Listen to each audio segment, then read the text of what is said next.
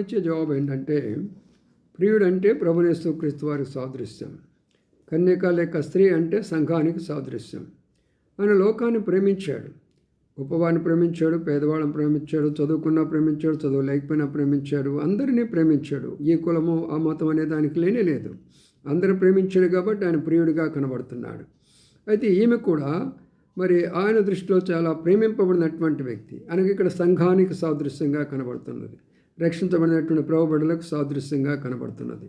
కాబట్టి వాళ్ళు చెప్పేటటువంటి సాక్ష్యం ఎలాగ ఉందంటే, నన్ను ప్రేమించిన ఆయన ధవళవర్ణుడు, రత్నవర్ణుడు అని చెప్తున్నాడు.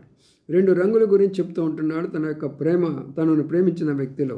ధవళం అనగా మరి అది తెలుపు రంగుగా ఉంటున్నది. రత్నం అనగా ఎరుపు రంగులో ఉంటున్నది. ధవళం అనగా ప్రభు యొక్క పరిశుద్ధతను తెలియజేస్తుంది. రక్తవర్ణం అనగా ఆయన చనిపోయినటువంటి సిలువ కార్చిన రక్తాన్ని గురించి తెలియజేస్తున్నది.